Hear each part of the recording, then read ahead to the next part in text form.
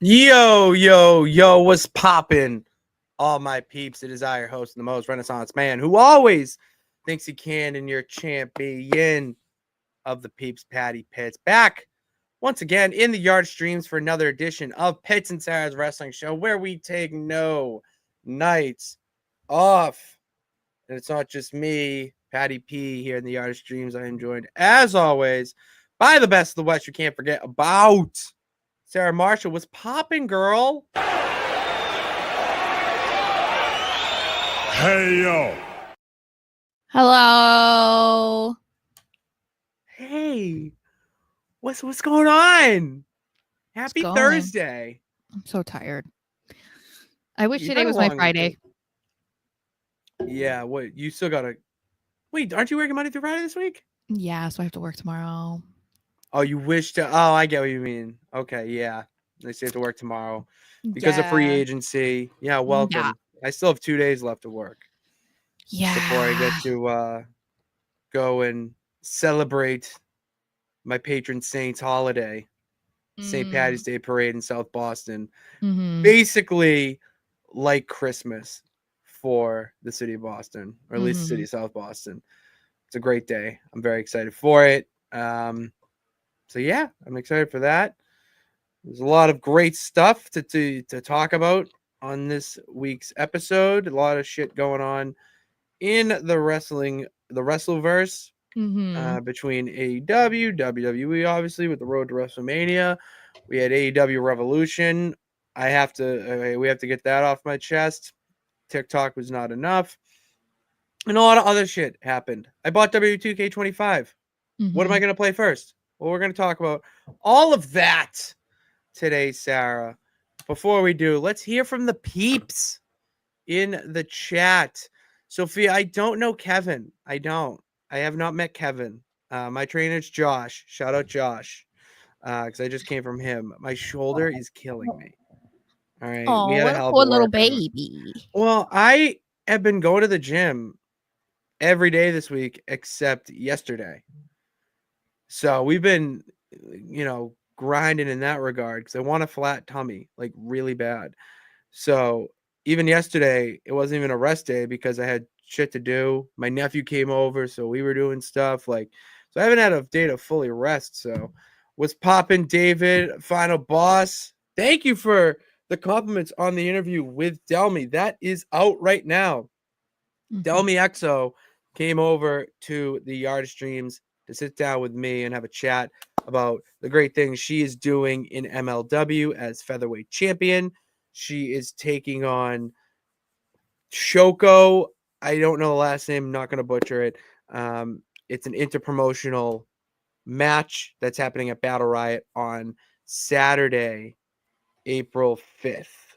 I'm pretty sure because the 10th is that Thursday. So April 5th, Saturday. And we even teased, or not teased because it may not, whatever. But I did pose the question because in the Battle Riot, it's their own version of the Royal Rumble, but it's 40 people. And it's everybody. It's because the Indies. It's intergender or whatever. So I was like, Delmy, do you want to get into the battle round? And she's like, hell yeah, I do so. Like, I want to see her get in there. Maybe even throw over my boy BRG. Like, if BRG can't win, oh, that's my guy. He's crushing it over at MLW. Everyone just go watch MLW. It's such a good show.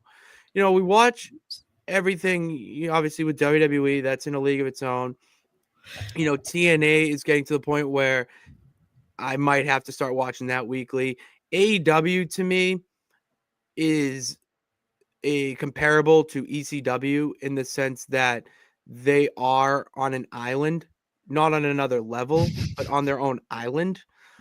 Because what they're doing is good. I don't want to take away from what they're doing, but it's just different than what WWE and TNA are doing. It feels like that step before or after you go the indies. You know what I mean? Like you're still in the indies, but not. You're learning how to be like TV ready, all that shit.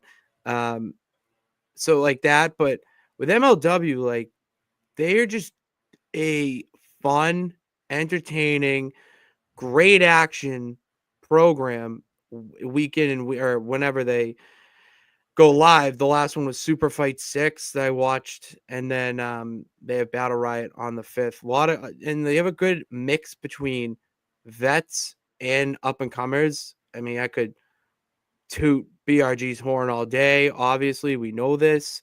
Delmy we just had on, and she's someone that I watched when I was at my first show at Limitless. I watched her in a couple other shows at Limitless. So I've seen her. They have Riddle. I know you're not the biggest fan of him, but the man has been in No. WWE. He's been at WWE, like a champion in WWE. So, and then Yeah. you have a couple other people, like the Lucha Libre that's there. Like it's like a little bit of CMLL or AAA, the type of action you're getting. So it's really good. It is really good, and I recommend it. I recommend that to rest or people that want to get into wrestling more than I would recommend AEW.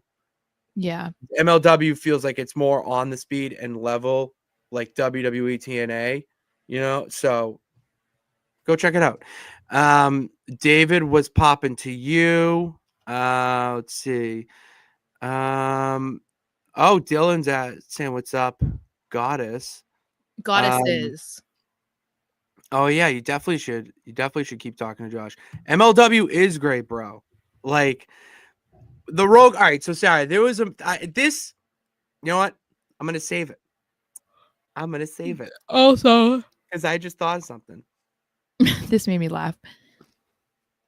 Sarah's name is Hogan Marshall. So rude. No, yeah, fucking funny. And Ava Everett, yes, she was in art at Limitless, which was entertaining as all hell. Now she does a whole thing with her boyfriend, who is on the scene as well. She's very good. Ava Everett is one of the. I put like Delmy, Ava Everett, there's Becca. I feel like Sarah, you would really like Becca. Yeah, Her whole gimmick is like the international pop star, and she gives off very 2000s like 2000s influencer vibes, like trying to be like another Paris Hilton or Nicole Richie, like that, or Britney Spears. It would be a better one. Britney Spears, that type. And it's funny. It really is good. And she does a very good 450. Like the shit she can do in the ring, it's insane. So Nathaniel's being funny. yeah, Nathaniel with his Lakers shit, like, bro, I can't wait for the finals, man. I love you too, buddy. I love you too, pal. So Like, funny. I can't wait for the finals because it does feel that we need a Celtics Lakers finals again, just for history purposes. You need that type of rivalry back in the finals. It feels like for a while it's just been teams that have just been good. Just like the two best teams from the conference. There hasn't been any deep-rooted history between these teams. So, but unfortunately, it's not like pro wrestling. We can't just call up creative and make that happen. Or could we? I don't know. We don't know the script.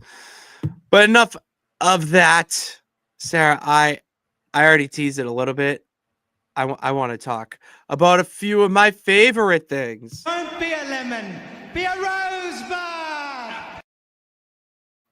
Don't be a lemon, Sarah. Be a rosebud. It is time for our lemons and rosebuds of the week. Rosebuds being our favorite things, and lemons being our least favorite things.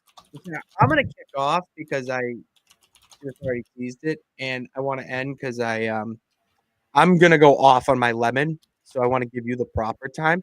So I'm gonna start off with already what I teased because there's two things that are my rosebud of the week. One of them I already alluded to was the segment between the Rogue Horsemen on MLW and Walter Hauser and Matt Justice. Nothing really crazy happened in that match. It was crazy. Paul Walter Hauser went through a table with thumbtacks on it. That was insane. But it was after the match, like BRG getting his hands and everything. Him on commentary was awesome. But the moment that was my rosebud was the standard situation of security trying to break up the fight. You know, you're trying to have security calm things down, but the guy's still going on the mic. And Paul Walter Hauser says, you know, BRG, you have all your money and all this, and that you think that's what matters, blah, blah, blah. And then BRG responds saying, you know, money is a convenience. Mm-hmm. As soon as he said convenience, each and every one of the security guards turned around, looked Paul Walter Hauser dead in the face, took off their security guard shirts, and they were Rogue Horseman shirts, and they just beat the absolute shit out of Paul Walter Hauser and Matt Justice. I love this because I didn't see this happening. I just thought it was going to be your standard back and forth, and then, you know, maybe one more shot by each person, and then break up, segue into the next thing. The security guard turn was awesome. It's something that we don't see in, you know, WWE or AEW. Mm-hmm. It just the security is who they are. They, you know, and it was another level of heel Yeah. that you don't really see on the networks or streaming services. And I loved the way they did it. And the Rogue Horsemen being as strong as they are right now, it feels that they need to put some gold around their waists in 2025. I'm I, sure that's they're very entertaining, and they're great. And I mean, they come on. So do that. That's one of my rosebuds. My other one is a stupid one, but I don't care. New Jack is in 2K25 or going to be. He's going to be part of a DLC pack. And the rosebud is who pitched it. It wasn't anyone on the 2K team. It wasn't Papa Paul. It was Nick Khan, of all people, was the one who suggested to the team to put New Jack in. Which I find bananas, because New Jack is someone that you're not going to see on the highlight reel when Michael Cole or even Joe Tessitore are throwing it to a video package. You're not going to see here, you know, any mention of him really as a legend or a stalwart during ECW. You're just not, because he was a fucking lunatic. I mean, the man came out and he would beat you with any object he could find. And it's just like, the man's intro would play through the entire match. He would beat with whatever weapon he could find into a bloody pulp. And he was a lunatic. Like, there's stories upon stories. The one that I'll tell here that is not the mass transit incident, I'll let you guys look that one up. Please do. That's a crazy story, the mass transit incident with New Jack. But this dude, he was fighting. I forget. He was a big fat bald dude. I don't know his name. They had a 20-foot high scaffold spot where he was supposed to sue, whatever the move was. The fat bald dude lands on New Jack's face, fractures his skull. Yikes. Now, anyone with a sane brain would be pissed, but they would realize that it was an accident. Shit happens. New Jack is not a normal sane brain, does not have a normal sane brain, and held a grudge for years. After he came back, they had like another match. It was a legit scaffold match. I don't know. You've definitely seen the clip of the dude getting like off the ropes, bounced up, and then back into the ring with the tables. Mm-hmm. Yeah, that's New Jack throwing this dude off the top. Jeez. New Jack said this on Dark Side of the Ring, that he wanted to throw him out of the ring. He wanted to kill him. Oh my God. Like, literally, not kayfabe. Like, Yeah. no, like, that is how tapped New Jack was. So the fact that he is in WWE 2K25, and I love the memes of, oh, parents seeing their kids play with New Jack and their kids asking who's New Jack. I just like, it's awesome. And I didn't think we'd ever see it in this world. That is insanity. But Jack we are clips? in a new era. So Have you ever seen New Jack clips? no. Well, nah, you're not the hardcore gal. So No. but oh my God, anyone in the chat, like seriously, go watch New Jack. He is legitimately one of the most psychotic, insane wrestlers I've ever watched in my 25 years of watching professional wrestling. So, that's all I got for the Rosebuds. Sarah, what do you got? So Drew McIntyre, we've kind of been talking about him recently because not exactly being thrilled with what they have planned for him to do at WrestleMania. And so I don't know, I keep looking in and like thinking about what else could he have been doing? What would have been better? Blah, blah, blah. And he, being the little troll that he is, continues to kind of fuel that. And then he says things and gets me excited about the idea of it not being Damian Priest, even though I know that's clearly what it is. And he did that again in a new interview where he kind of hinted at joining up with The Rock.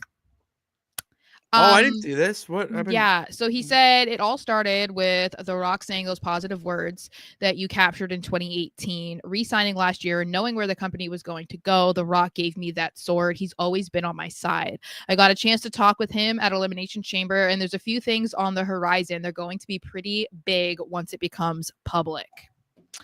So that intrigues me immediately, simply because the idea of The Rock and Drew McIntyre doing something, I don't think that was ever on anyone's radar at any point in Drew McIntyre's career, if we're being honest, because obviously when he first joined WWE, The Rock had been long gone. He was already at that point where he was just making random appearances. And I think really early in McIntyre's career was when The Rock came back to face Cena at Mania. So there was never any sort of potential crossover there. And since Drew, bulked up, got hairy, went on to TNA and like revitalized his career to the point of WWE begging him to come back. Again, there's not really been any real crossover between them until we saw that picture and whatnot from last year where he was with Rock and Nick Khan and whatever for signing that new contract that contract extension. Now we have The Rock back. He has John Cena heel going against Cody Rhodes. McIntyre is now on SmackDown. People have speculated a lot recently about somebody else or more people joining this little, I don't know what you'd like, stable or whatever between The Rock and Cena. Yeah, it is. And I'm curious if we're going to see Drew, because remember we talked about this. We didn't really know what The Rock was going to do depending on what Cody's answer was, but we assumed Cody was going to say no and something was going to happen where he was going to wreak havoc on Cody. We just didn't think it was going to be Cena that did it. We talked about how it would be pretty cool to see Drew do it. So potentially getting that in a different way, I really don't want to get excited about it because Drew might just be trolling, and this could be something that's not going to happen for 6 months or something. But like, I want to see this though. I do. Even if I really don't like The Rock, I want to see it for Drew. I want to see this for Drew because it would add another layer to this dark side he has. The pairing of The Rock and Drew McIntyre right now is nonsense. It is nonsense to the naked eye. Yeah. But when you dig deeper into the layers of their relationship and what you said, The Rock being a main reason that he re-signed, you also mentioned last week too, there was only one person that reached out to Drew McIntyre when he was out. Could that have been the final boss? So the opportunities are endless for this to happen. Yeah. And any sort of storyline and history with Drew and Cena, Drew and Cody, Drew being a champion. Punk, Rollins. Yeah, so it's like that would even piss them off more. Like Punk, that would piss Punk and Rollins off more and eventually lead to an opportunity for one of them or both of them to just spit fire flames on the Well, mic. So, and it's one of those things too where McIntyre getting thrown into this, he could be the one that maybe dethrones Cody. And maybe, depending on how long Cena stays a bad guy, maybe eventually he, we assume that he will turn babyface again at some point. Because in my opinion, there's just absolutely no way that he's going to stay a heel until he retires. That's why I also feel like it would probably be better for him to win 17 as a babyface so that people can be excited about it and not booing him, But I think that if he won 17 from Drew, that's better than him winning 17 as a heel over Cody Rhodes. As impactful and as iconic as that moment would be, I don't know that that's what I want to see for Cena's 17.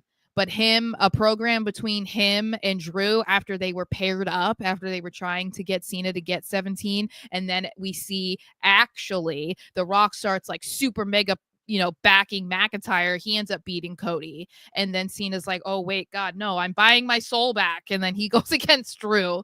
I don't know. I'm into it. You're not going to like this, but I wouldn't mind Cena winning at WrestleMania this year. I think it would be it would be jaw-dropping. Like, that would be a moment. Well, yeah, I mean, I'm not saying like, okay, if I had to choose, I would say no. But if he wins against Cody wins 17 against Cody at Mania, am I going to sit there and cry about it? No, because he still wins 17. It's against a guy, Cody Rhodes, who's had the championship for a year. It's a huge notch on Cody's belt again, right? Because that's like 3 WrestleManias in a row, or 4 WrestleManias in a row where he had iconic moments wherein he never had a WrestleMania moment before that. So like it benefits them both. I just think that like from a fan perspective, it would be nice if I could like be somewhere or like we could all be cheering for that moment instead of being like, yay, but like, oh, I hate you. Like, no, I just want to be yay, Cena. I don't want to be like, Cena, yay, I'm so excited, but like, what, you know what I'm saying? I don't know. I do. I feel like it would be a bigger moment for us collectively, but is like collectively, yes, it would be more fun to support him as the good guy and we're all like excited about it. But at the same time, I think that those of us who have been around for a long time and have been a Cena fan for a long time and want to see him win 17, a lot of people are not going to care how it happens or when it happens as long as it happens. So yeah, it really depends on how you look at it, I guess. To me, it feels that the entire wrestling community ideally wants to see Cena win his 17th championship, like Sting winning the tag team championship with Darby Allin. It was his last match, right off in the sunset. He did it, and that's our lasting image of John Cena is hoisting the WWE championship for a record-breaking time. We don't live in a perfect world, unfortunately. I get sad about it every day, but I do have a thought that I want to throw by you. What if we get Cena winning, which is very likely? Little program with Cody. Cody wins it back, or he doesn't. Someone else wins it back. Doesn't matter. But in December, we see John Cena.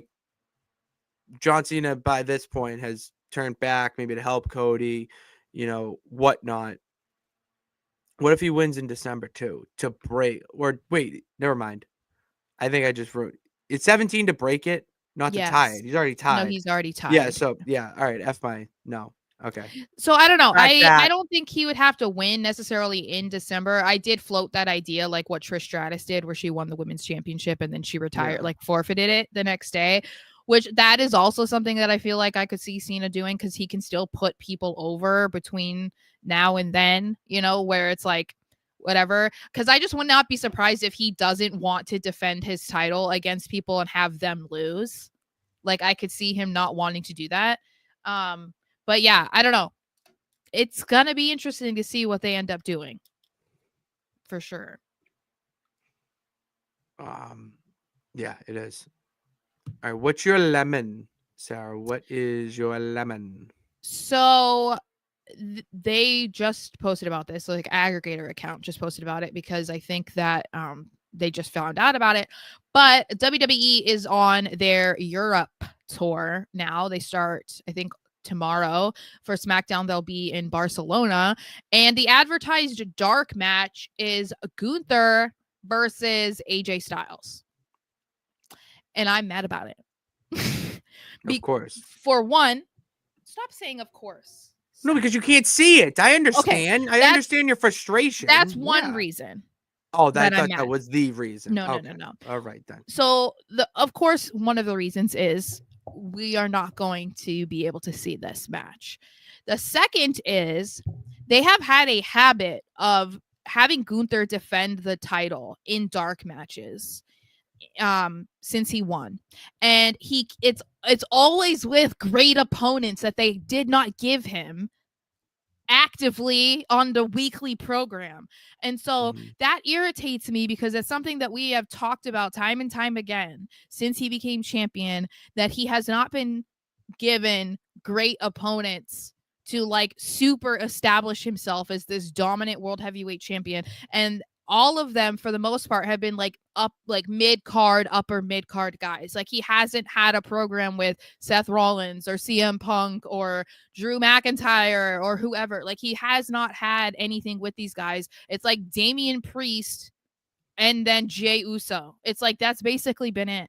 And so hearing that they're like, oh yeah, because we want to make sure that these guys are seen by the European crowd, we're going to have a dark match between Gunther and AJ Styles. And it's like, why are you depriving us of this? Like, yeah. I get that AJ returned not that long ago. So obviously when, for however many months that Gunther was champion, it's not like the AJ Styles was an option.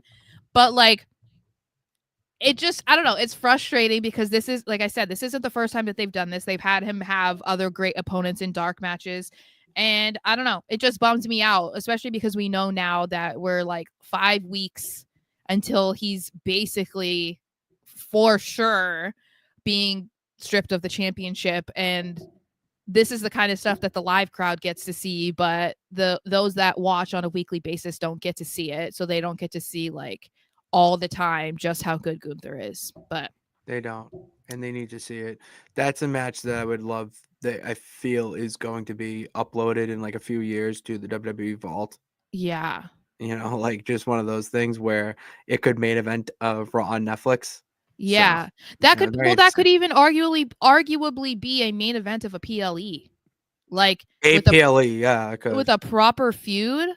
And with it's a proper like build, absolutely. Yeah, because like AJ Styles is not a mid-card guy. He could go for a mid-card championship because we talked about how maybe he would be thrown into the IC title scene right now, which doesn't look like that's going to happen because of the Logan Paul stuff. But he also has been a WWE champion, so him going against Gunther for the World Heavyweight title is not like, oh, that's a stretch, It's like it's AJ Styles, and then you're having him go up against another incredible performer.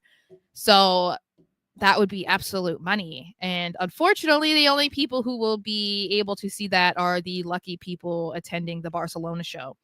So I'm just prepared for us to keep hearing about like, oh, Friday it's going to be Gunther versus AJ Styles. And then Saturday it's going to be Gunther versus CM Punk. And Sunday it's going to be Gunther versus Seth Rollins. Like it's going to be like every night Gunther is going to have this like incredible opponent in a dark match or just at the house shows. And we're just going to have to sit there and be like, oh, cool. And then Gunther has to go back to getting his butt kicked on Raw by Jey Uso. And I'm just supposed to sit here and act like I'm totally okay with that. You're going to have to. I hate to break it to you. I won't. I'll still complain. But you'll find a way to complain, per usual. Yeah. I don't know how I feel about you saying that, but that's okay. Per usual. So rude. When have you been on the show and not complained about Gunther's booking? I don't know. There's probably a time or two. Yeah, probably. Yeah, SmackDown breakdown. Makes sense. My lemons of the week are Hogan, 1, Hulk Hogan, the fact that he's even Alive. Charlie doing, yeah. I mean, you said it. I agree. But the fact that there's a report that Hulk Hogan left kids crying because he left an event early is just the funniest thing, because it's Hulk Hogan leaving an event early because that didn't work for him, brother. I Like, feel I hate Hogan. I hate him I feel so bad much. for those kids being so emotionally invested in Hulk Hogan that they cried about not That's being able to another. beat him. That's that. See,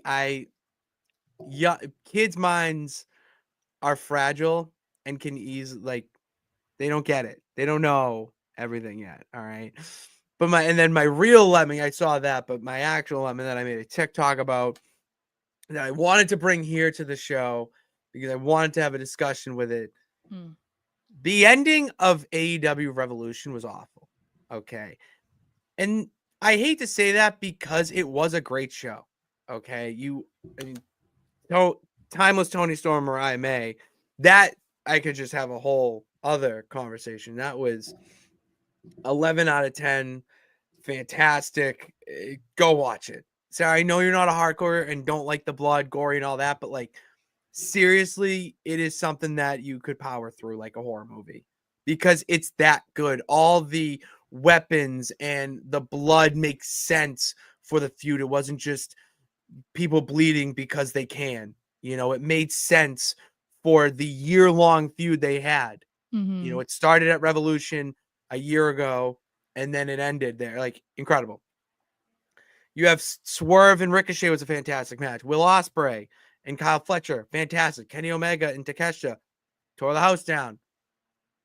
The main event, Jon Moxley versus Cope. Fine. If you want to do it, fine. I get it. But to have Christian cash in the faux money in the bank that AEW is carrying around, or saying, signs a contract, whatever, and then Moxley puts him in the Bulldog chokehold to win the match. He passes out. What are we doing? What is that decision? I'm not mad that Moxley won. That's the right move. You got to keep going with this Death Rider story. I know he's getting a lot of hate online. The whole Death Rider story, but it's building. You have to wait. Like, I think you're the it's a only little bit person hanging because around. I see very differently. It is mimicking what's behind the scenes. There's no direction, like they've lost. So Jon Moxley and this group are trying to bring direction and that fight and that hunger back in AEW that is gone because everybody's been coasting, which if you look at reports online, he's not wrong. Why are we having Christian Cage cash that in? They addressed it last night on Dynamite, and it's like, I watched it, and Christian's such a good heel that he twisted it in a way where he doesn't look terrible. Like, he still wheels way out where he still comes off as the supervillain, whatnot. But the fact that was always the plan, which is something that I read, was that it was the plan all along, was that he was going to cash in at Revolution. Why? Like, what are you doing? Like, this is why they need to have production meetings, and they need to be a little bit more on the ball with these types of things, because what did Christian holding that contract do? Nothing. It's not like a Money in the Bank where you have the WWE faithful clamoring, when is Damian Priest going to cash in? When's this guy going to cash in? No one cared when Christian was going to cash in because you just wanted to see him on screen. He's entertaining. He's an awful, vile person. Fantastic heel. Moxley and his Cope story. Yeah, they're going to fight next week on Dynamite. That could have still happened even with the finish at Revolution. You have him going up against Swerve next.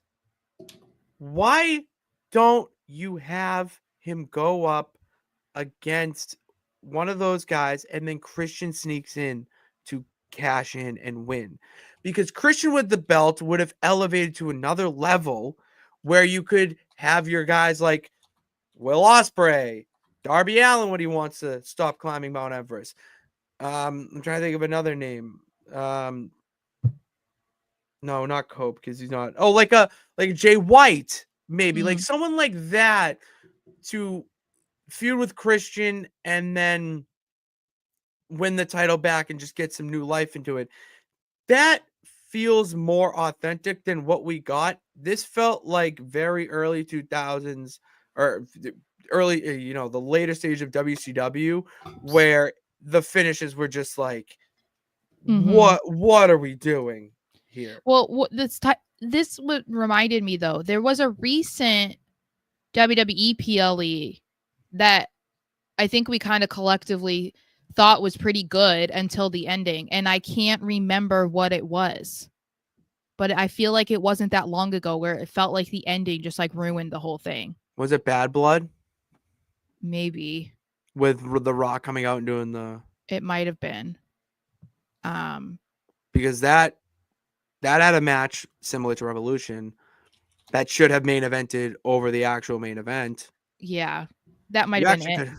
could have had action. You really could have had Ospreay, Kyle Fletcher main event, seriously, and that would have made for a better main event. Like Mhm. I hate to tell you, but that's my issue with AEW is that it's good. It's so close to being serious competition for WWE and not just their developmental. But Mhm. but they lack the structure.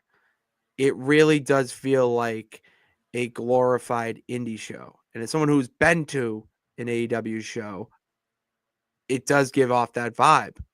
The amount of matches, the storytelling is really mostly in the ring, and with the classic one-on-one promo battles, there's no real substance to there except for a few examples.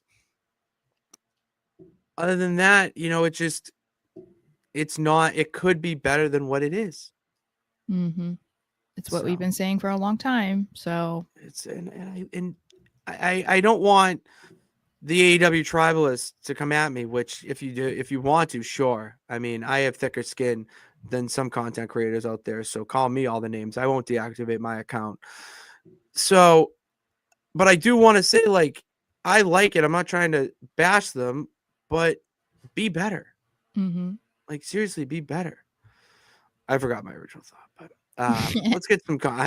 Sorry, we There's were rage digging bait. too much. There's rage bait in the comments, by the way. Rage bait. Yeah, What? I responded to it. Oh, I see. That's why I saw your comment. We need a producer. I'm Mm. telling you, we need a producer, a third hand, one to respond to the comments, but two, I think we like for example, these people, like we It's need Jay. someone to. It's Jay. Yeah, I know it's Jay. I saw it, but I'm saying like we need Yeah. a producer for like because we're not going to think of times to use like Fickle. They're fickle. we're not gonna, like I don't have that brain yet. I'm one zone locked in. We need a producer to come back here, or maybe if I say something that's weird, What? like shit like that. All right. So if anyone knows somebody who wants to help out, let us know. See, final boss. He knows what's up. I mean, come on. He's That's, going. that's why I said it's rage bait. It's rage bait He's for not. me, but also Gunther is legitimately one. no of the one best is going to wrestlers in the agree with world. you, other than people who probably have Jey Uso as their profile picture on Twitter. And it like that one girl who legitimately thinks that they're together and she like edits videos of her and him That's so together. insane. That's She'll so agree with you. But yeah, insane. that girl was really weird. It actually scared me. Yeah. I did Yeah. want to see that. There were some comments I want to get to because someone said something that, oh, great. I Thanks, saw Will. lemons and Thanks, Will. rosebuds. Thanks, Will. If you're still All here. right, if you are still here, thank you. Dylan's lemon is that the Judgment Day is still a thing. I love that JD McDonough in his interview with CVV was saying how like, oh yeah, the Judgment Day has fallen apart basically because he was the glue. And I was like, yeah, baby, that's right. McDaddy, we miss you. McDaddy, we miss you. I think Finn liked talking to JD a hell of a lot more than he likes Well, talking to Carlito. So. yeah. Yeah. I still have to listen to that whole interview. I got halfway through. And then his but is the Pretty Deadly are the number 1 contenders for the WWE Tag Team Championship. That is That is great. awesome. That is great. Alex Johnson saying that there Yes. are rumors that Jeff Cobb is on the WWE's internal roster. Jeff Yes. Cobb is sick. I know people are already talking about him versus Bronson Reed. They're already fantasy booking. He's a more when I say more explosive, just quicker, faster. Well, he's Bronson a little Reed. he's built different. He's small. He's built different, Yeah. but like he is a bulldozer. Oh yeah, no, he's a running big at dude. you. Yeah. Oh my god, insane shit. And this that is he the does. thing though. This is why when we're talking about like people are like, "Oh, I'm not saying that, he's necessarily on other people's level, but WWE is consistently doing well with the talent that they are bringing in." So like when people are like, "Oh, AEW won because they got Osprey and they got whoever," it's like, yeah, they did get some good, talent and big names or whatever, but WWE continues to bring in great talent and big names as well. They just had Stephanie Vacour and Julia. Did they main event Roadblock? Was it main event? It was, right? Yeah, Was Julia it? and Stephanie Vacour Yeah. did main So event it's like, Roadblock. they're doing fine over here. They're doing just fine. Mhm. All right, there's the rage bait stuff.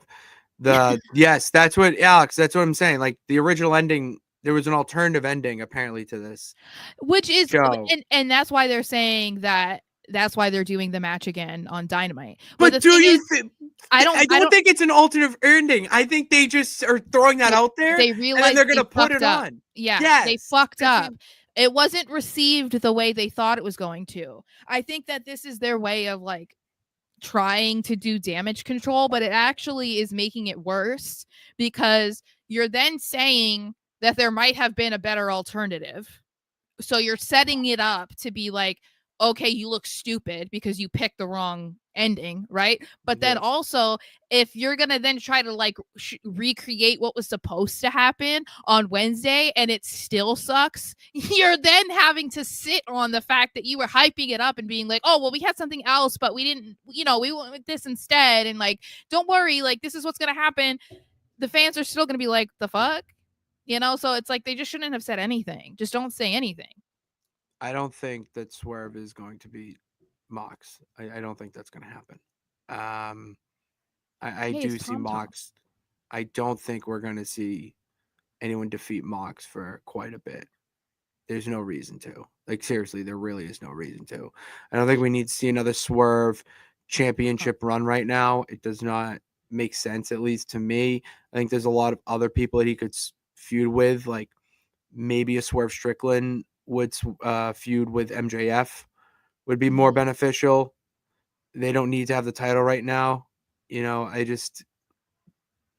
all your top guys, your best guys, they don't always need to be in the title picture.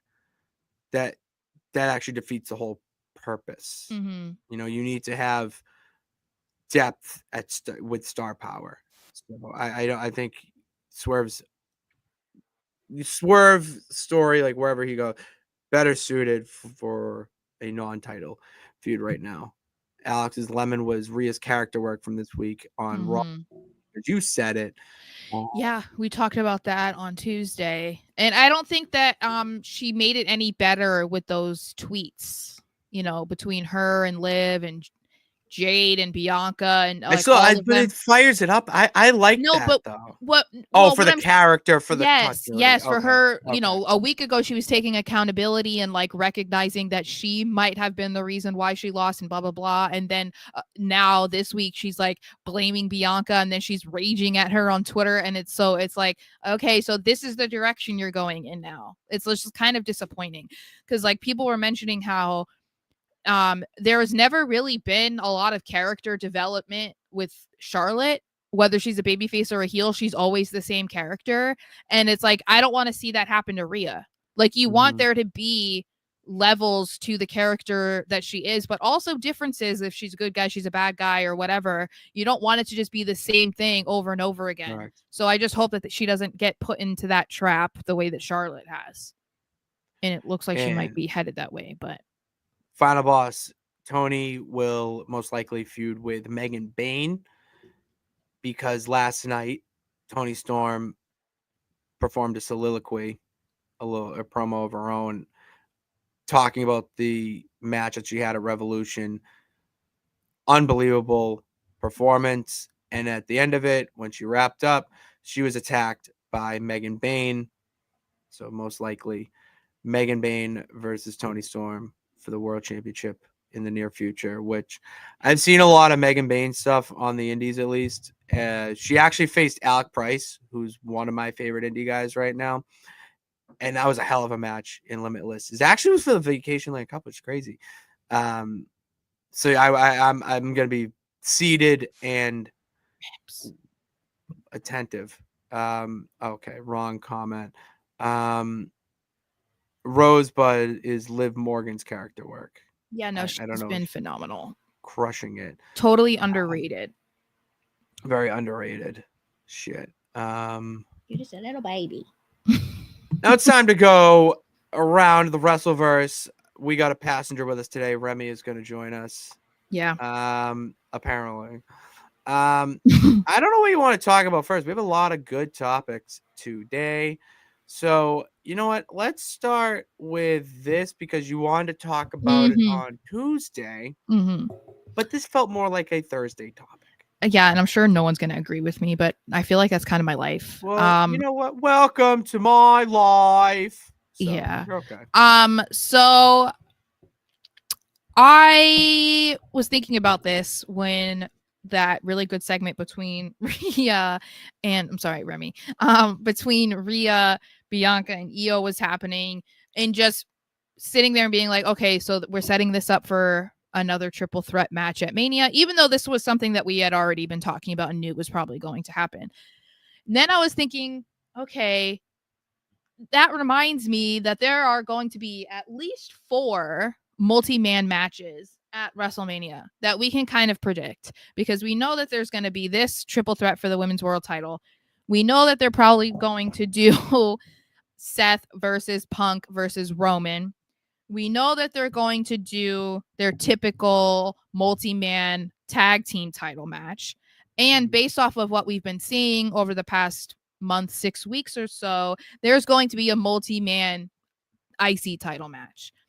And the reason why I feel like it's lazy is because there are probably better stories that you could have gotten out of these 4 multi-man / woman matches, instead of just making it, 3 to 6 people in the match, because you just want to make sure that all of these people are at Mania and they're on the card. And that's just how it feels, because I'm not saying that it doesn't make sense in every scenario. Like the multi-tag team match, obviously that's been going. It's going to be Street Profits, DIY, Motor City Machine Guns, Pretty Deadly, probably. That's probably going to be the 4. But they very easily could have had Braun Breaker going into WrestleMania in a heavy-duty feud with Sheamus or something, instead of being like, let's throw you Penta and Ludwig Kaiser and Pete Dunne and maybe Finn Balor. And we don't need to see all of that. And there also are plenty of things that they could have done with Punk, Rollins, and Roman, instead of just throwing the 3 of them into a triple threat. We definitely could have seen Roman versus Seth. Could have held off on Punk versus Seth and had that at Mania instead of seeing it twice to this point. Definitely could have had Roman doing something else, but it feels like they must have thought it was going to be Roman versus The Rock, or they were hoping that maybe they could do Roman versus Solo, and that just didn't pan out, so they had to shift. I know that the women's match is going to be killer, but again, they very easily could have avoided having to make it into a triple threat if they just thought about it a little bit better instead of deciding that it had to be a triple threat. So to me, I just feel like it just feels lazy, because it doesn't feel like they had to do a lot of work to get there, because they don't. When you're having multi-man matches, and this many of them, at least 4 that, like I said, that we feel we can predict pretty comfortably, doesn't mean that there won't be more. It's easy to make that a story because you have so many people involved. You don't have to do much to make it interesting or whatever. And I don't know. Like, I don't know if I'm making any sense, but I just wish that there was a little bit No, you more make- effort put into these stories, especially the ones that involve a title. Like, you're not wrong, and I do agree with you to some extent. The way I view it is that there is so much talent on the I have a roster counter right now. argument, but- There's so much depth on the roster right now and star power that it would feel like a disservice to leave them off the card at Mania. And it's not like it's WrestleMania in Minnesota or, New York. It's WrestleMania in Vegas. Vegas just has a bigger feel, or even WrestleMania Philadelphia. Like, Philadelphia isn't sexy. I've been there. I know people. They aren't sexy in Philadelphia. They're sexy in Vegas. What's sexy is having the most talent possible. And if it comes at the extent of having multiple multi-man matches, I'm okay with it. It draws a similarity to WrestleMania 2000, when only one match on that card was a singles match, and it was the Cat versus Terry Runnels. Thank God we're not in that era where we are having more than one singles match on the card, but there are a lot of multi-man matches, and it is a weird time in WWE, because a lot of these big names and talented stars really came into their own little bit before the Rumble, and then so after the Rumble. So we're in that weird period of time where it's just everyone's on fire. So throw them the ball and see what happens. Now, I just don't care. I'm excited. So this is somewhat of an argument that you could make. Like, I don't know if this is how it used to be. I think that it is, and I feel in a way that it kind of makes sense to bring it back. And that is, everybody should not be guaranteed a spot at WrestleMania.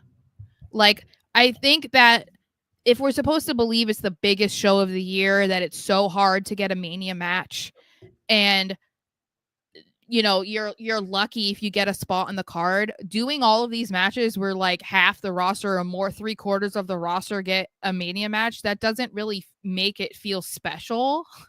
Like, it used to be like, oh yeah, so and so didn't get a match at Mania. And it's like, yeah, because these other matches or these other feuds were a little bit more important. Like, yeah, they had a great year, but do they need to match at Mania? No. So I don't know. It just be kind of, it might be a little beneficial for them to get to that point where it's not trying to necessarily incorporate as many people as possible, as it is for, we want everything to make sense and be the best matches that can be possibly put on at WrestleMania.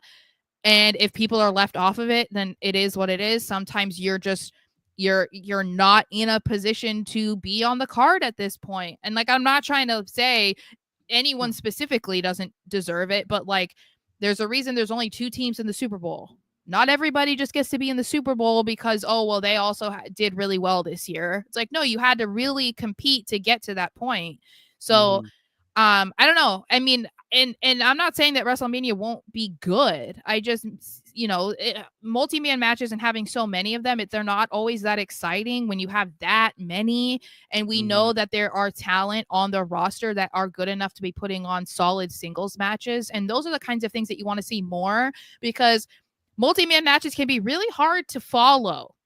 And you'll miss something because you're paying attention over here and it's happening over there. And I don't know. A lot can get lost in the shuffle. Yeah. I can see that. I can see that.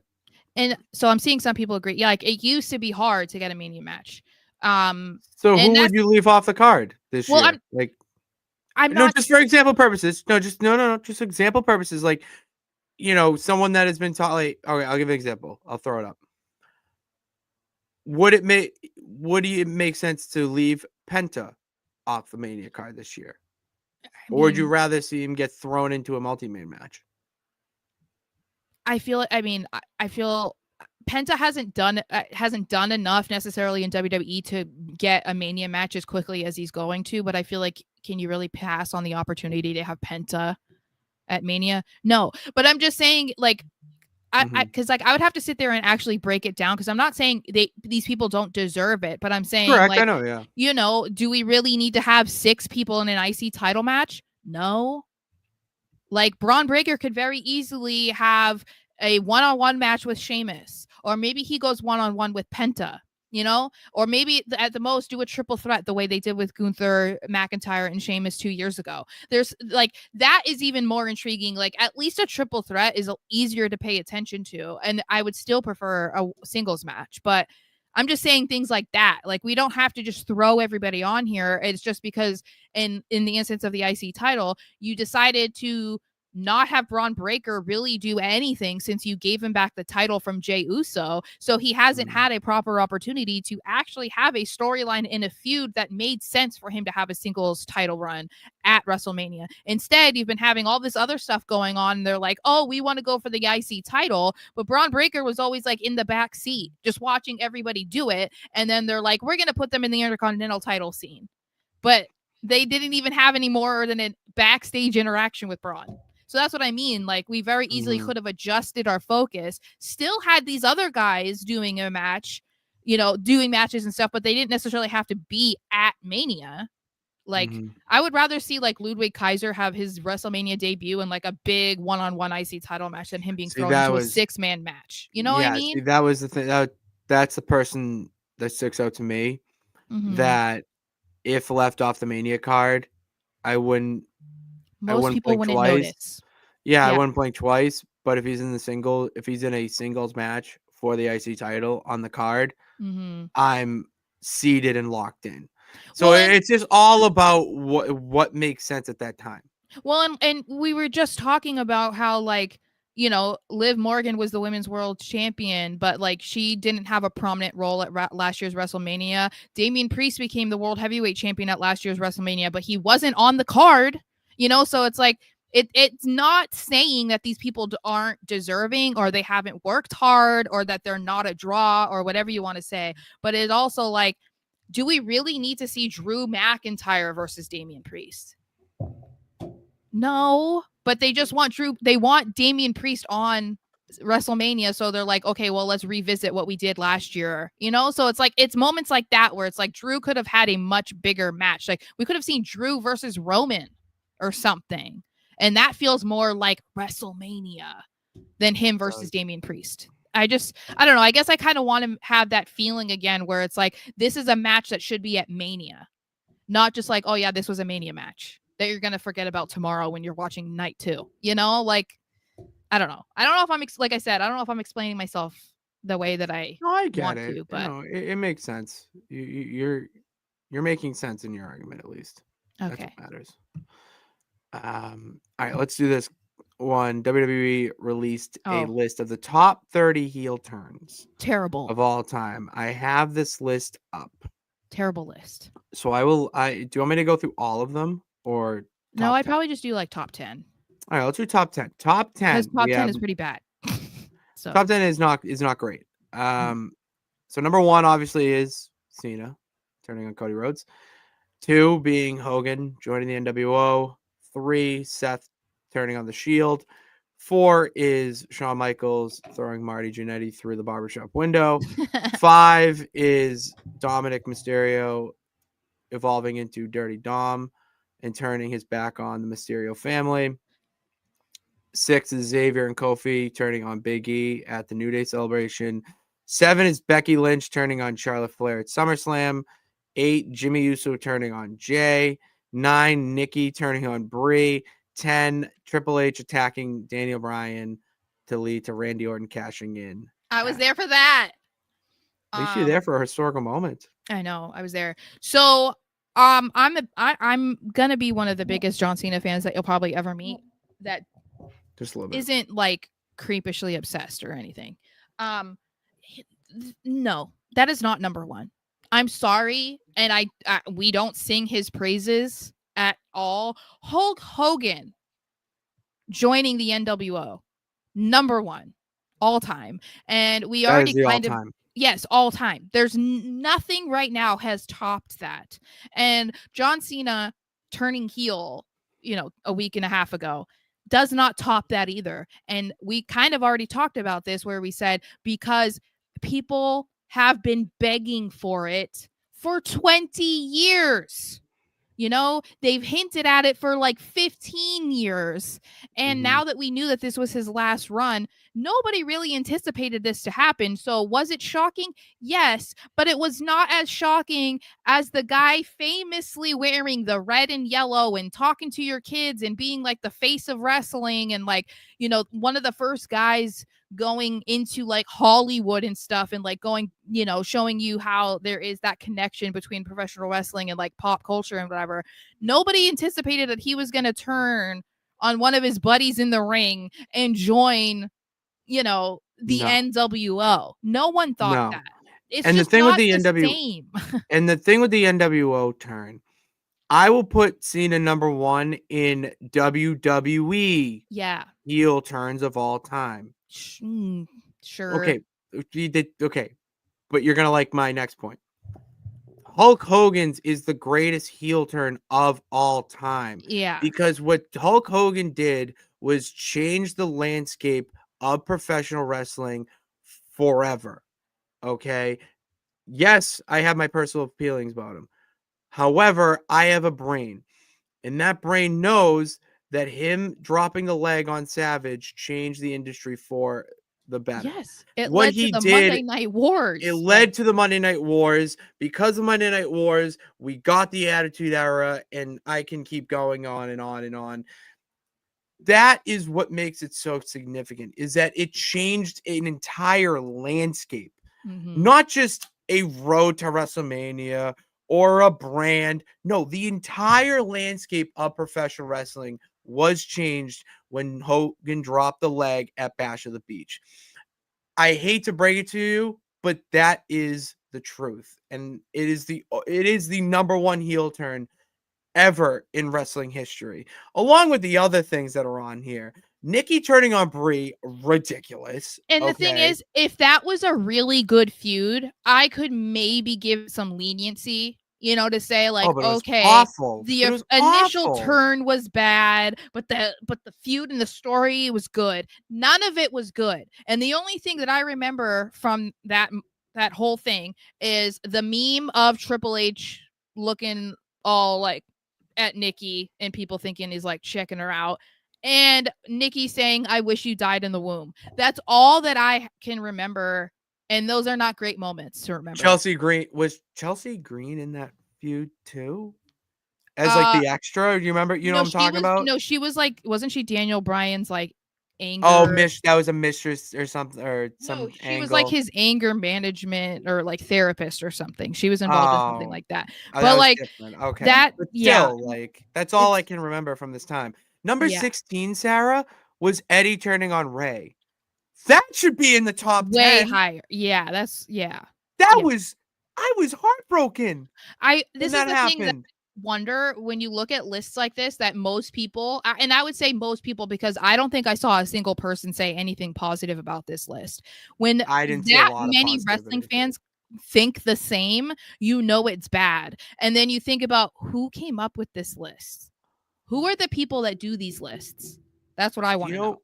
Do you know what Mark Henry fake retiring and turning on Cena was? 25. Like, what? That should be at least in the top 15. I would say so, because people still reference it now.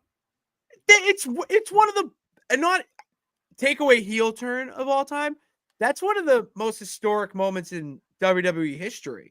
Yeah. If you see someone come out with a salmon jacket now, you Yeah. just think they're gonna fake retire and just swerve the whole story. It happened with AJ Styles not that long ago. Yeah, it was powder blue, a lighter blue. Yeah, and I remember Mark Henry getting like emotional about people like remembering that moment of his. Which that's cool. That's really cool. Like, yeah, and so that's the thing, is like moments like that are the ones that people remember for a reason. Like, if I have to sit there and be like, oh wait, when did that happen, or how did I feel when that happened, then it's probably not deserving of a top spot on a list like this. Mega Powers Explode, for historical purposes, I think that should be a little bit higher. than 15. Matt turning on Jeff, that should definitely be I think, where Nikki and Brie yeah, are. that's big. That was a 'Cause- big and that's the moment. thing. It almost seems like for most of that top 10, it's like recency bias. Because like Very. I mean, yeah, the New Day turning on Big E, like, yeah, that was big, but like I think you're giving it a lot more credit than it probably deserves. You know what I mean? Because it Mhm. wasn't even physical, No. so it's like it was impactful, yeah, but not in the way that like Matt turning on Jeff, or like you said, Mark Henry, or whatever else is below it. Like, it's just not the same vibe at all. No, it's not the same vibe at all. We are flying through time today, Sarah. Yeah, I know, Already an but oh hour. well. So, oh well. It's all right because there's good shit to talk about, especially this Bully Ray believing that MJF and Hangman would benefit from WWE. What does that mean? Bully Ray last night tweeted out, really enjoyed the backstage with MJF and Hangman. Can't wait till one day both of them go to WWE, learn the correct way, and become stars. What he means by that is that the WWE is on another level, and that if they go to WWE, they will learn a different way to elevate their game. When you go to WWE, you operate on a different level. What they're doing right now is fantastic and some of their best work. This feud right now is definitely a top 3 feud in AEW. It could be a little bit better with, some guidance, A creative some team. experience, a creative team, one that has production meetings. So I see his point. I don't fully agree that they need to, you know what I mean? Like, I don't, that wasn't my first thought when watching this. Well, and I know that he's going to be kind of like a WWE hype man right now, and so people aren't going to necessarily take what he has to say seriously, but he Mhm. has been watching like every product.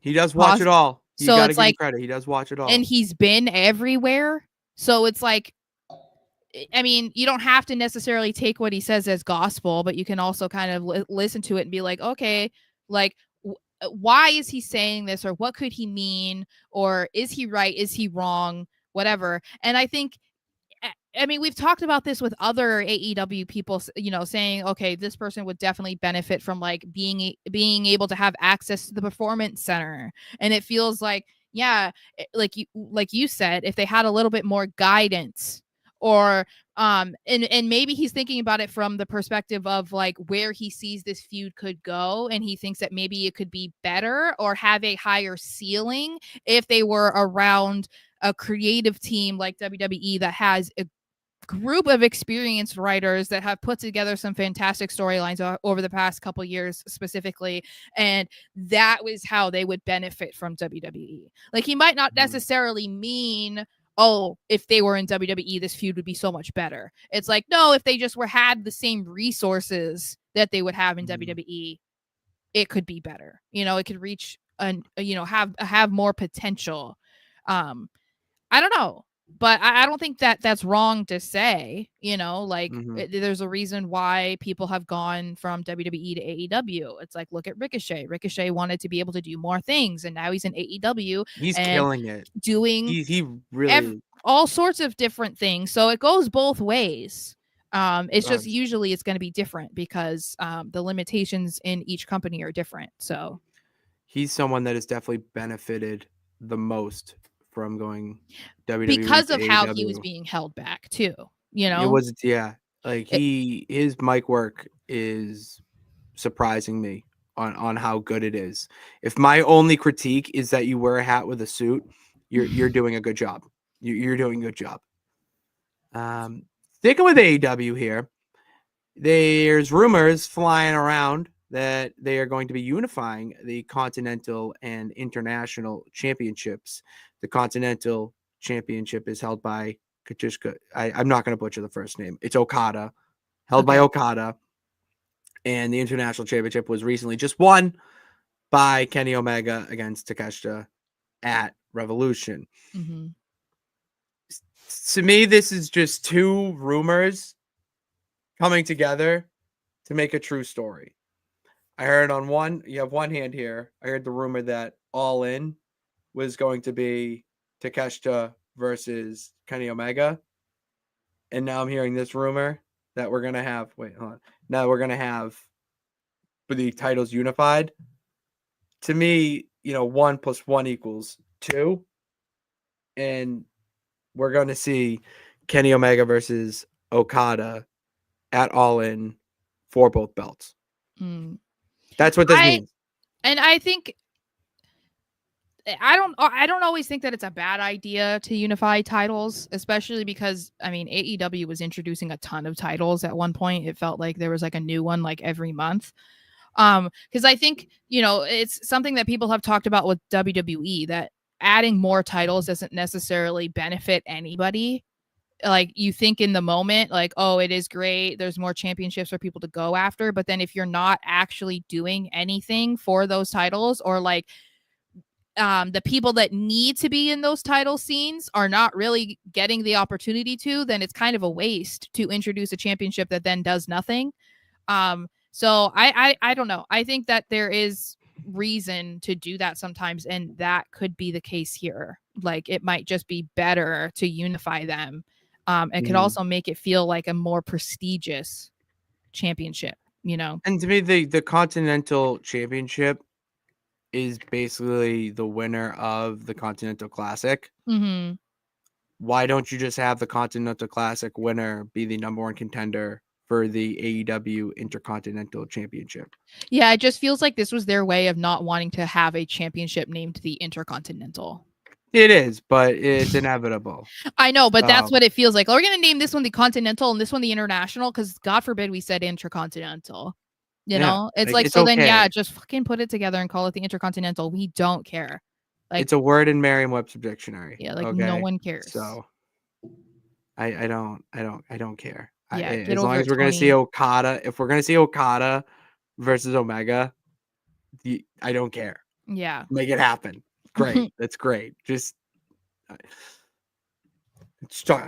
NXT. This question I wanted to ask this last time, but I forgot. After their show at the MSG Theater on Tuesday, there's an argument that NXT is the best weekly wrestling television program out there right now. Every week I watch this show, and I leave with the same excitement that I had going into it, and excitement for the next one. And the stars, everyone, it doesn't seem like someone is lacking. You know what I mean? It doesn't seem like someone's like not being used, or, everything seems important, and the star power they have, just everything top to bottom is so well done, to the point where I mean, this is rivaling the black and gold era to me. Well, because I think that it's like they've created their own identity now. Like, they finally feel like they figured it out. It's not the paint splatter NXT 2.0 that was super corny and just not good. Like, they found a healthy balance between being the minor leagues of WWE, but not necessarily screaming, I've never been on television before, and yet here's my second match of all time on national television. Like, they're not doing that anymore. And I think that has been a huge help, which I think we kind of knew was going to happen, because Shawn Michaels obviously had not been in this role before, so it was going to take some time for him to kind of like figure it out. And now that once he didn't have to abide by the rules of Vince McMahon and kind of, okay, I got one of my best friends now taking over the company, and I can figure it out on my own and figure out how I want this company or this brand to run. That I think is when it kind of took off immediately. But I think that they've also benefited from the incredible signings that they've had. I mean, there's a reason why Stephanie Vacour and Julia were main eventing the other night, and no one cared, because it was like, no one was, they would have been upset if they didn't, like they're at that point where their talent is so good. Where like, yeah, but I think they've also benefited from the TNA crossover. I think that has also made them a show worth watching every week because you don't know who's going to show up. You are like, okay, whoever does show up, oh my gosh, I want to see them in this match with this person and this person and this person. It's like you can fantasy book every single week. And I would say the other thing that maybe is something that kind of goes under the radar is if you are a long time watcher of NXT, then you get to see the growth and development of these wrestlers in like when they're coming into their own and seeing the work that they've done in the ring and how they've improved on the mic and like the character work that they're doing. Like if you're an actual fan of like everything that goes into putting together a professional wrestling show or what it takes to be a professional wrestler, those things are fun to watch, you know, because then you can kind of become a fan of somebody before they make a big splash.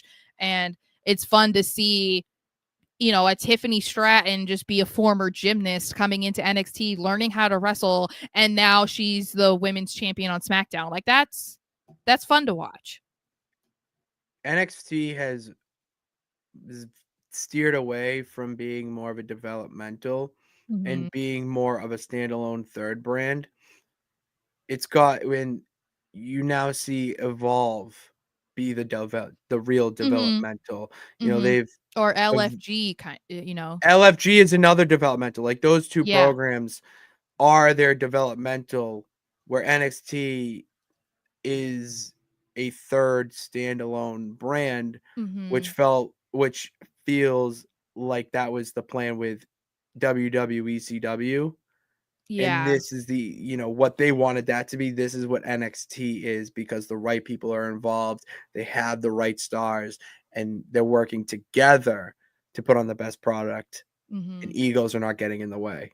And the development is still happening. It's just they're not Right. as raw as they were when the NXT 2.0 was first starting. And it's Oh, like they're still developing. Yeah, it's like, but that raw and greenness that we saw during that time was hard to watch. It's like that's the kind of stuff that you guys can do without an audience. Film it like it's a real show, and then you all go back and watch it and be like, okay, where could we improve? Or was that a good promo? Or was that a good spot? What should we have done differently? Whatever. That's the kind of thing that you guys could have done, but that should not have been on national television for us to watch. Because like I said, none of us should be sitting there watching somebody's second ever match.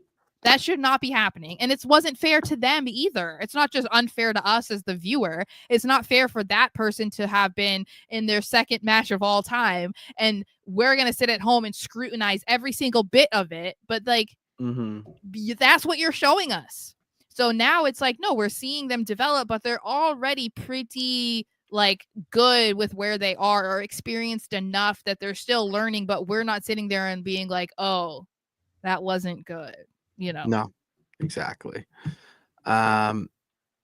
Booth. This was flying around today. Oh yeah. And I love to see when this shit happens. I don't know why, but when I see accounts dunking on others, it's unbelievable. So if whatever I'm talking about, Gerwitz, right? Brian Gerwitz dunking on Russell Votes. Russell Votes in his backstage pass, take it for what you will, but was saying that the faction or stable between John Cena and The Rock final boss would be the Rock and Soul Connection. Brian Gewirtz quote tweeted and called the account drunk. Your sources are drunk.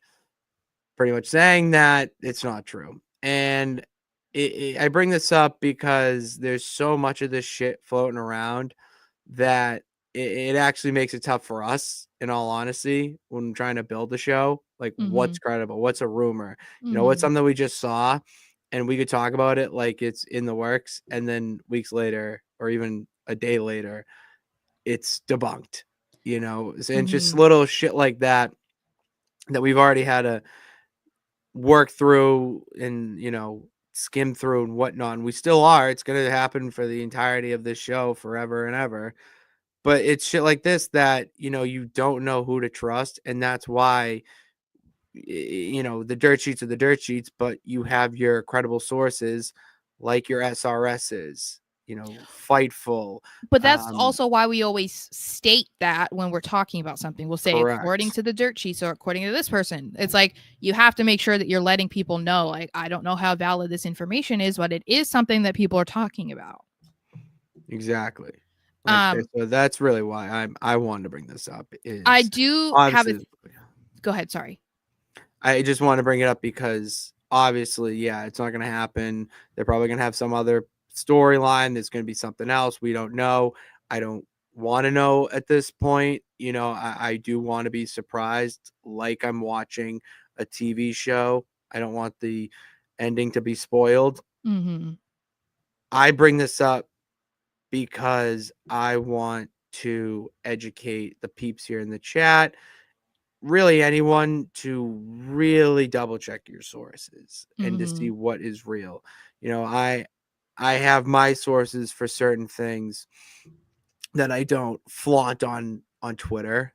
I don't flaunt, but I keep for my own personal use because I want to know if this is true or not. I will text my certain somebody and ask if this is true. I did it for the ID things, like the WWE things. With Zeta Steel, I asked my certain somebody if that was real. With certain things on Raw, I have another person who I will check and they give me the thing. Point is, always check your sources. Okay, always check who this news is coming from and if they are a credible source. And if they don't have Fightful SRS next to their name, they're probably not credible. And yes, I did leave Dave Meltzer off in Wrestling Observer for a reason. I also have a theory though that The Rock is probably the one who came up with the Rock and Soul connection. I'm sure it was something that was mentioned, and if it was, it's The Rock. I think it was a joke, and I think they probably did it as a joke. I think The Rock did it. No, I think it was a joke. It doesn't make it's so stupid. In my fantasy world, The Rock did it just because it's like the Rock and Soul connection. Let's do it again. Let's do the Rock and Soul. Let's keep that in the fantasy world. It was Dwayne. It was Dwayne. Sorry to tell you. I don't think it was Dwayne. It was Dwayne. You can keep 1,000%. I do not believe so. We're gonna keep that. And then you brought this up. Yeah, I just saw this. Moose was doing an interview, it was on Twitter actually. That he didn't clarify when this was supposed to happen. So he didn't say if it was when Punk was with AEW or if it was when he was just most recently champion. However, he did say that while he was world champ, that there were plans for Punk to come to TNA and that they were going to feud. And he talks about how Punk versus Lesnar from SummerSlam 2013 is one of his favorite matches. So he was really looking forward to doing that, but obviously it never happened. And says there's, never say never, basically. And that is just, I don't know, incredible to me to think about the possibility of that happening, because I think when you think about a guy like Moose and being like, oh, one of my favorite matches of all time is CM Punk versus Brock Lesnar. What? First of all, what? Second of all, Moose versus CM Punk intrigues me, even if I don't care about Punk. That's kind of an interesting crossover that when we've talked about WWE and TNA matches that we want to see during this partnership, not once did we think about CM Punk.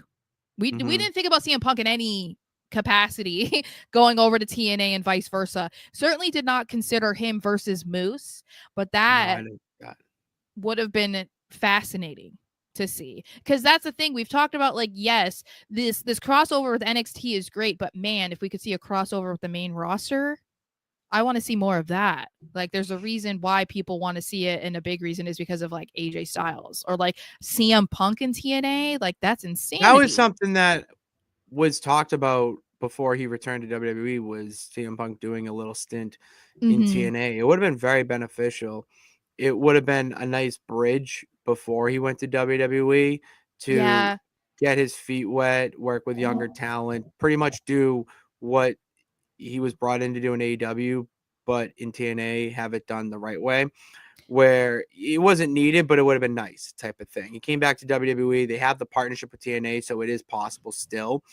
And that's what I like to fantasize about are the type of matches that CM Punk could have because of this partnership. You know, you have Moose. Like I would like to see CM Punk versus why am I blanking on the TNA World Champion? It's Joe. Oh, it's Joe Hendry. That's why. I like CM Punk versus Joe Hendry. You know, Frankie Kazarian and CM Punk. That would be pretty cool. I'd like to see that. You know, it just little like feuds like that. They don't have to be long, but you want to see it as a wrestling fan. You know what my counter argument to that would be is that I think it made a bigger impact, pun not intended, for him to go from AEW to WWE, because like the AEW debut was huge because obviously it was like, oh my God, this dude's been gone for 8 years or whatever from professional wrestling. Like we never thought we were going to see this again. And then him getting fired was a big deal. And then you were like, okay, he's got to continue wrestling somehow. So of course he's going to go to TNA.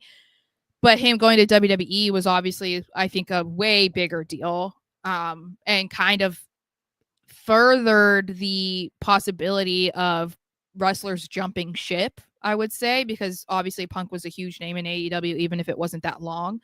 But I do think that him going to TNA first, it wouldn't have worked, because I think they might have wanted to bring him in a role in AEW to kind of be like a guy that works with the younger talent and like put them over and stuff. I don't think he's ready to do that yet. I think there are still things that he wants to accomplish in his career before he gets to that point, you know? So I don't know that he would want to, and I'm not blaming him at all. Like, I'm not saying like, I mean, I understand why he wants to main event a Mania. I understand why he would love to be the champion going into Mania. Like, I'm not taking anything away from him.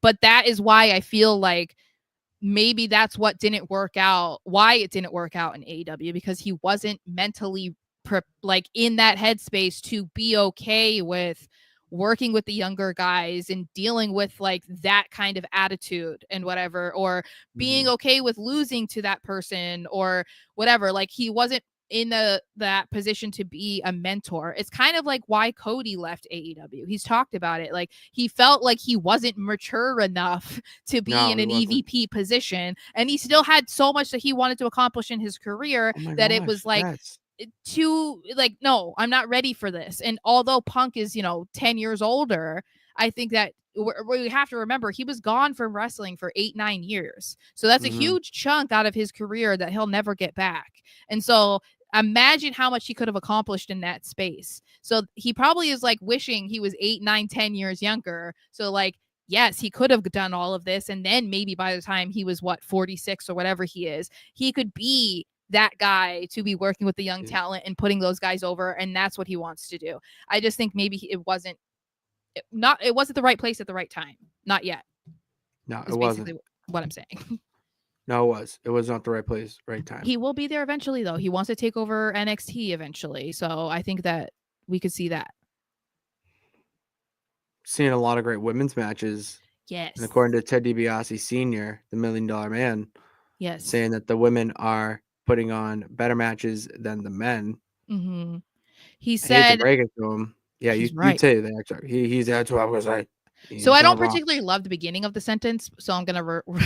I mean, I guess I can read the whole thing, but verbatim. Say it. Yeah. I don't love the beginning because he said my issue with today's wrestling is, he says, well, to put it this way, if I watch the girls division of WWE, they put on a better show and better matches than the guys, and I can tell you why. Fit Finley is the guy who's their coach. He's the guy who's mentoring them. I don't know who's running the men's division, but they might need to be SHOT'd. So I don't love like everything that he said, obviously. But I do think that it's nice to hear that kind of complimentary words about the women's division from a guy of his generation, because his generation did not give a single F about the women's division. They did not, there were not women headlining. It was Medusa. Yeah. So it's and like Bull Nakano. Like that's who was fighting during like, this time. That was your premier match, and that was it. Yeah, and that's what I'm saying. It's like women's wrestling was not considered a priority at all at that time. And if you were a top woman in the company, we were just saying you had to be like a strong woman, like a dominating force. You weren't, because then they kind of progressed to being like the hot valet manager, whatever. Like then they went to that. Then they go to China, and it's like all about like wrestling, but you get 2 minutes. It's like that kind of thing. So hearing it from somebody like Ted DiBiase talking about the current women's division, which we've been praising for ever, and it's only gotten better. But hearing that from that kind of guy is really cool because I think that they have come a long way, and the women are.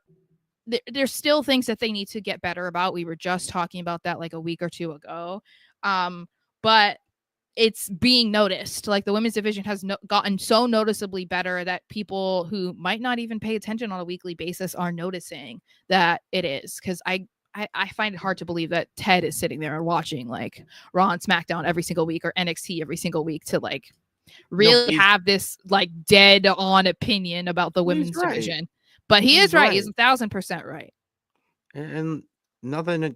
We're not taking away anything what the men are doing, but No. we're really saying, look how far the women have came in WWE wrestling in general. I mean, we've had multiple women's matches, main event shows. Yeah. Back in even as early as the early 2000s, or as late, excuse me, as the early 2000s. 2010s. That wasn't possible. Are you kidding me? Michelle McCool was just on CVV talking about how from entrance to match to pinfall was 6 minutes. Mm-hmm. And now the women are getting 26 or 36. Or in some instances, I think that they have said, just go out there and do it. Like, just go out there. The trust there is incredible. And a lot of that is Triple H. And like we've said, he's not perfect. There's a lot of stuff that they need to fix, especially with the women's division. But we cannot. Division. Yeah. Well, I would say there's still some stuff with the women's division in general. Well, let's do the tag division first. But if we're talking about 2025 compared to even 2015, you wouldn't even think it's the same company.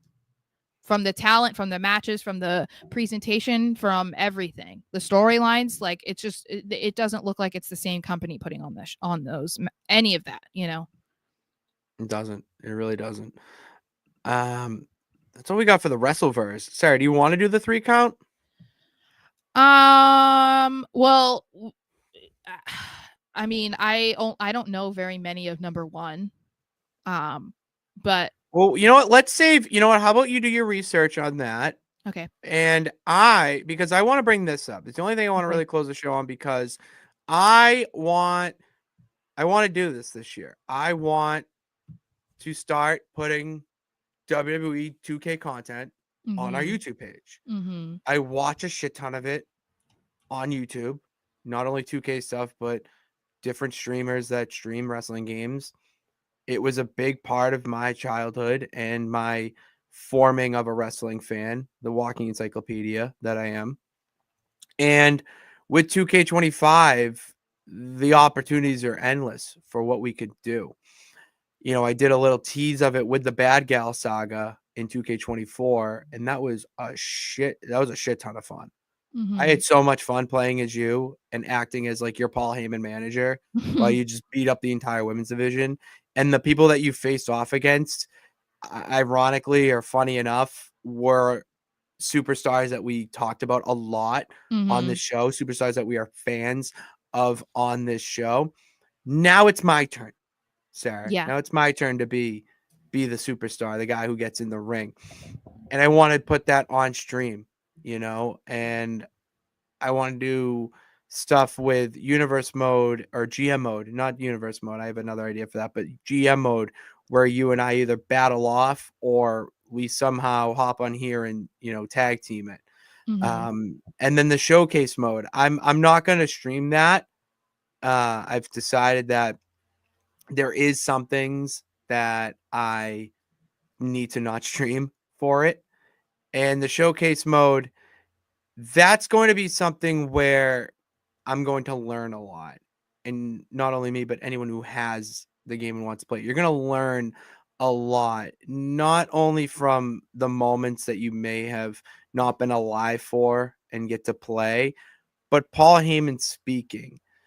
The video of Paul Heyman introducing the showcase challenge of Seth Rollins versus Roman Reigns at Royal Rumble, there was a different aura around him when he started speaking. He wasn't speaking like he was promoting the game. Mm-hmm. This really felt like he morphed into the TV character that we see of Paul Heyman, and talking about how deeply rooted this rivalry is between Seth and Roman, to the point where they should make that canon, and to the point where they should probably use it in some way, shape, or form for their feud, their eventual feud, maybe even the one that's building up for Mania right now. I would like to stream that and do like a history lesson, but I don't know our peeps here. And we got to get the peeps more to go over to the Twitch channel to see it live, because from there I'm gonna just post it here. But I do want to get the peeps over here to the Twitch channel for that, because that's gonna be a lot of fun. Like I really want to get into it, so I'm probably gonna start that next week. For anyone who is interested, please let me know in the chat or even in the comments below how interested you would be in that. Because last night I started playing it a little bit and got through the first section of tutorial and passed out, because that's the life I live. So next week we will be doing that. I might just do a whole stream of me the introduction, creating the character of Nonsense. So be on the lookout for that. I would love to see the peeps that join us week in and week out here to transfer over there. That would be freaking cool. And that's all I got, Sarah. That's all I got while Remy attacks me. Yeah. I don't know what the hell. Remy's such a heel. It's insane. Such a heel, Remy. That's all we got for you guys. Thank you for tuning in to this edition of No Nights Off. Follow, hit that subscribe button and bell notification to know every time we go live. We have videos posted basically every day. Yes, Dylan. All right, here we go.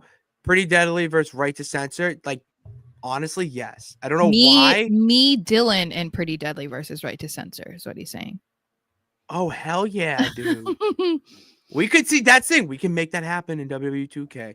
I'm going to post the link in the chat here of the Twitch channel that I will be streaming from, because I am a little bit technologically impaired, or just behind a little bit.